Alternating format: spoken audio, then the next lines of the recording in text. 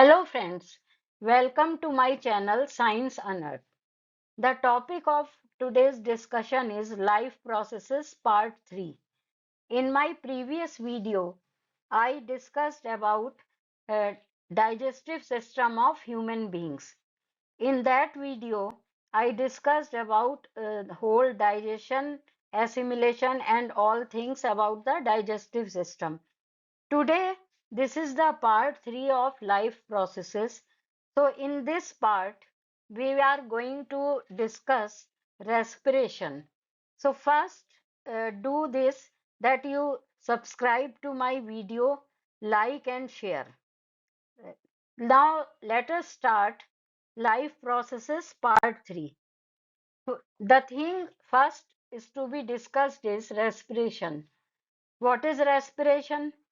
You know that we are doing uh, uh, breathing regularly. Every time we are breathing, so in breathing there is inhalation of oxygen.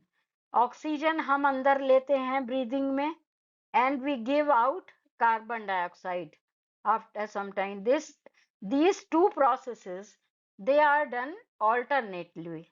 So first oxygen is taken, then carbon dioxide is given out. So this is called as breathing.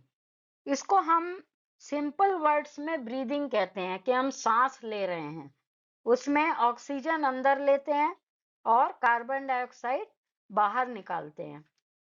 अब ये जो oxygen अंदर जाती है, ये body के अंदर जाके ये क्या करती है और इसके क्या इफेक्ट्स हैं, और ये जो बाहर कार्बन डाइऑक्साइड आई, तो ये कहाँ से आई और किस प्रोसेस में अंदर बनी है ये, तो ये बहुत लंबा एक कॉम्प्लेक्स प्रोसेस है that we are going to discuss today, and the whole process is called as respiration. Means breathing जो है वो एक सिंपल फिजिकल प्रोसेस है कि हमने ऑक्सीजन अंदर ली और कार्बन डाइऑक्साइड बाहर निकाल ली. This is only the physical process. लेकिन रेस्पिरेशन जो है वो ब्रीदिंग में आप एक चीज और ऐड करें. कुछ रिएक्शंस बॉडी के अंदर होते हैं और वो रिएक्शन है ऑक्सीडेशन, जो कि ऑक्सीडेशन होता है ह्यूमन बॉडी सेल्स के अंदर. तो आप जब इनको कंबाइन करेंगे, मैं आगे इसको डिटेल में डिस्कस करूंगी. So we are starting this topic today.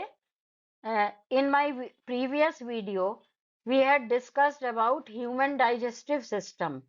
Digestive system में सब कुछ था. Digestion of food, then in stomach, the crunching, all the things were there. Some partial digestion was inside stomach, then the remaining digestion done in small intestine, then the undigested food given out of the body. So that all was discussed in the previous video. Now this assimilated food, अब वो जो digestion के बाद जो food बना, जो कि body assimilate कर लेती है, तो उसका क्या पर्पस है. हम जो फूड हम लेते हैं, तो उसका जो पर्पस है फर्स्ट वो ये है कि ये जो है assimilated food will be used for growth and repair of the body. So ये बॉडी की ग्रोथ के लिए और जो भी रिपेयर वर्क बॉडी में होता है, सेल्स का, कुछ ब्रोकन सेल्स हैं और बहुत सारे रिपेयर वर्क्स होते हैं, that all repair works have been done with the help of this assimilated food. So first thing is that this assimilated food is used as a material. एक material की तरह हम इसे यूज करते हैं. इससे ग्रोथ होती है हमारी बॉडी की और रिपेयर वर्क होता है बॉडी के अंदर. Second thing, assimilated food is used for getting energy for various life processes. अब ये जो assimilated food है, ये यूज होता है एनर्जी के लिए भी. जो एनर्जी हमें मिलती है, बहुत सारी चीजें हम ये इस तरह की फूड में लेते हैं कि हमें एनर्जी चाहिए, तो वो क्या है, फूड से एनर्जी मिलती है. और उससे हमारे बहुत सारे लाइफ प्रोसेसेस होते हैं.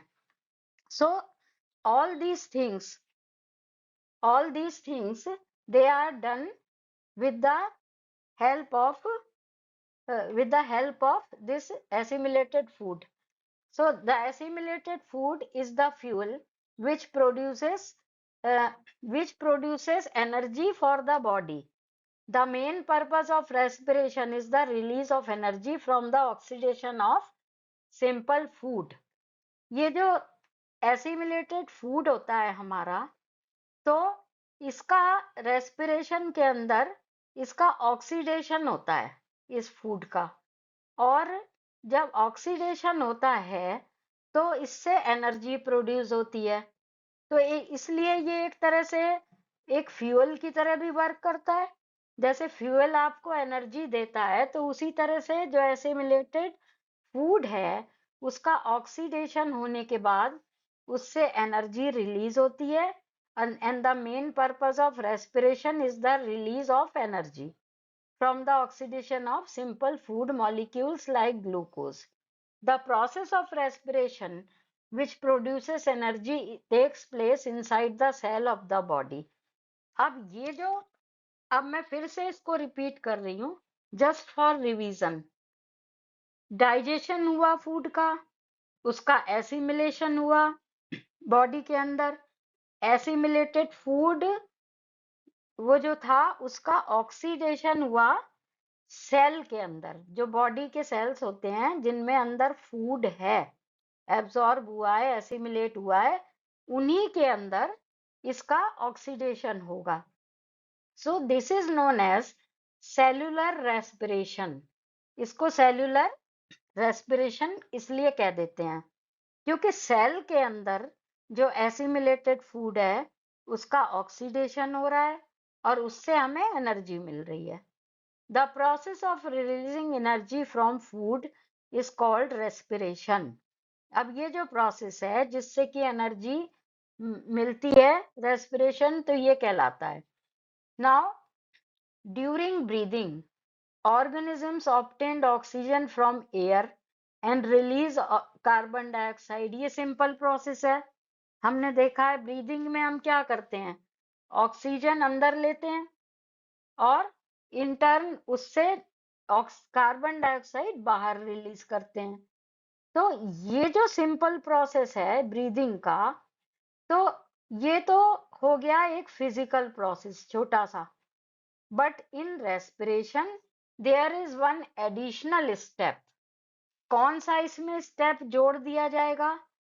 वो जो मैंने अभी बताया कि जो सेल्स के अंदर जो एसिमिलेटेड फूड है उसका ऑक्सीडेशन होता है सेल्स के अंदर, और ऑक्सीडेशन होने से जो एनर्जी रिलीज होती है और कार्बन डाइऑक्साइड भी उसमें बनती है और वाटर भी बनता है.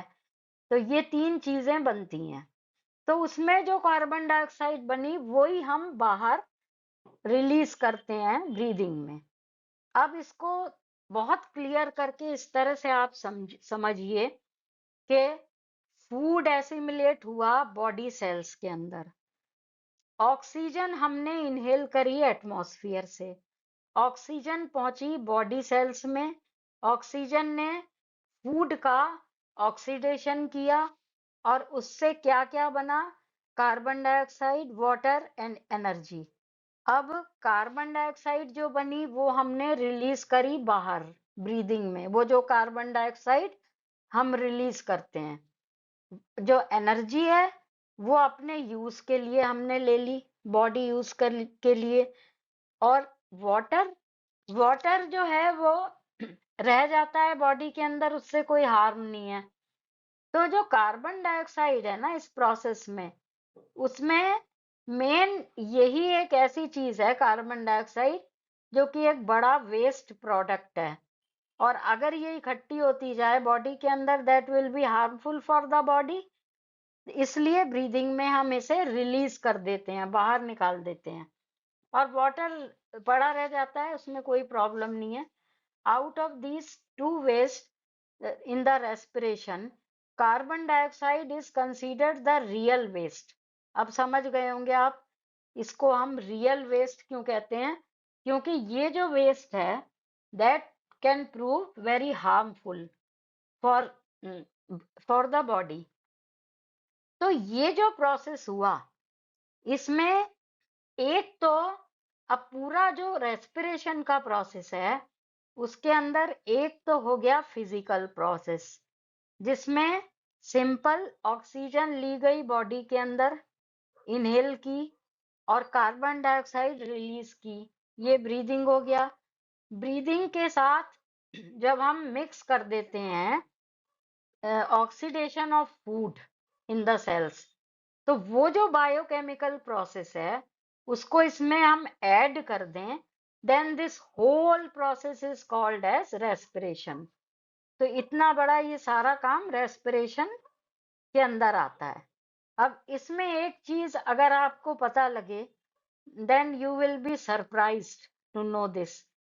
एक बार आप जब ऑक्सीजन इनहेल करते हैं और रिलीज करते हैं कार्बन डाइऑक्साइड, ये कितना एक छोटा सा टाइम इंटरवल होता है।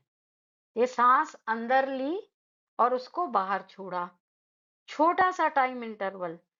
तो ये जो CO2 बाहर आई है ये कहाँ बनी थी? ये सेल्स के अंदर बनी थी जब फूड का ऑक्सीडेशन हुआ।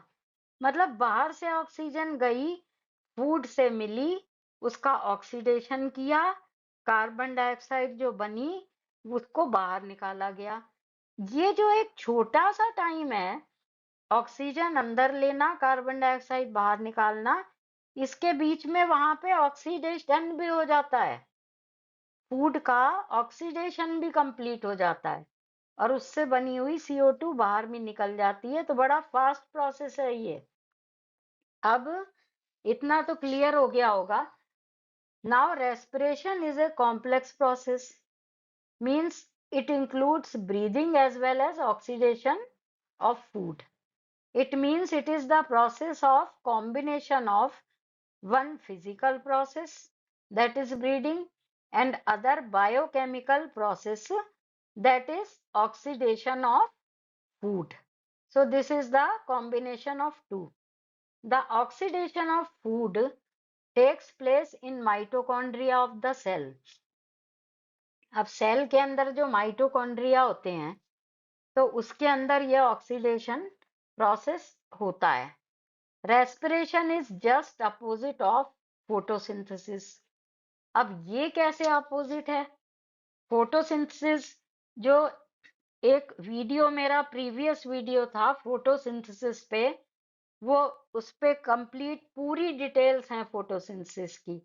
फोटोसिंथेसिस कैसे होता है, इसमें क्या प्रोडक्ट्स बनते हैं और कहाँ पे होता है और इससे क्या बेनिफिट्स हैं, ये कंप्लीट एक वीडियो है जिसका लिंक मैंने अपने इसमें दिया हुआ है डिस्क्रिप्शन में, तो इसको आप पूरा देख सकते हैं। फोटोसिंथेसिस और respiration they are opposite to each other. the food in this photosynthesis, the food is prepared using carbon dioxide, chlorophyll, sunlight। इनसे मिला के फोटोसिंथेसिस में तो फूड प्रिपेयर होता है। और यहाँ क्या हो रहा है? यहाँ पे जो प्रिपेयर्ड फूड है वो ऑक्सीजन के साथ कंबाइन होके कार्बन डाइऑक्साइड, वाटर और एनर्जी रिलीज कर रहा है। So this process of respiration is just opposite of the process of photosynthesis. So you can compare these two. You can watch that video on photosynthesis. Then you can compare it with photosynthesis. So these two processes, they are opposite. The energy produced in the respiration is not just used immediately by the organism. इसमें जो energy बनती है तो उसका ये नहीं होता कि आप वो एकदम से यूज हो जानी है, ऑर्गेनिज्म एकदम से यूज उसको कर लेगा, ऐसा नहीं है। This energy is stored in the form of ATP molecules in the cells of the body. अब बॉडी के अंदर एक कुछ सब्सटेंस होते हैं, अब मैं फर्स्ट उसका नाम बता रही हूँ, ADP। एडीपी का फुल नेम होता है एडिनोसिन डाइफॉस्फेट, ये इसका फुल नेम हो गया। अब the molecules of ATP are present in the cell. Full name of ATP is adenosine triphosphate. एक तो है एडीपी जिसका नाम है एडिनोसिन डाइफॉस्फेट, दूसरा है एटीपी जिसका नाम है adenosine triphosphate. So these are the two substances found in the body. अब ATP has a high energy content whereas ADP has a low energy content. ये आपको बाद में क्लियर हो जाएगा कि ADP को मैंने लो एनर्जी कंटेंट क्यों बोला है और ATP को हाई एनर्जी कंटेंट क्यों बोला है।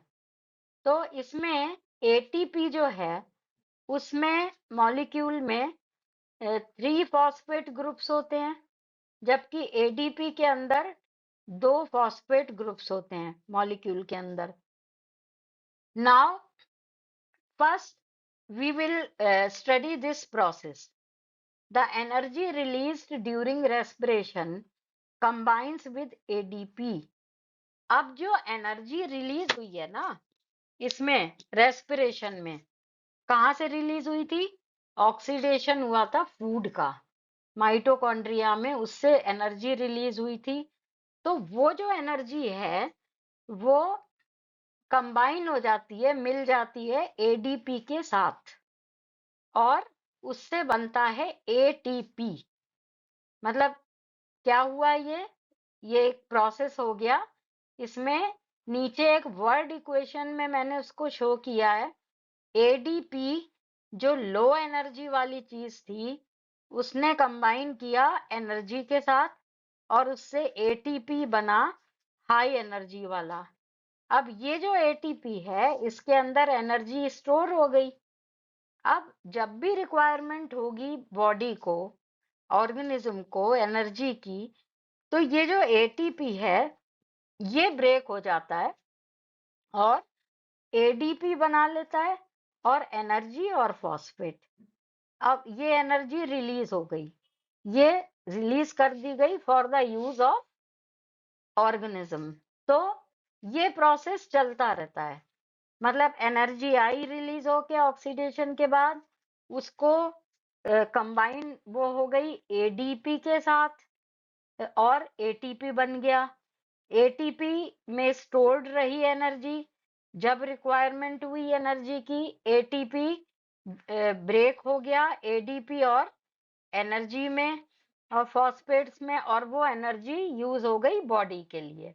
The energy stored in ATP is used by the body for various purposes like synthesis of protein, contraction of muscles and many other activities of human beings. तो ये जो energy है जो release हुई वो बॉडी यूज कर लेती है बहुत सारी एक्टिविटीज के लिए। तो ये पूरा एक रेस्पिरेशन का एक प्रोसेस था।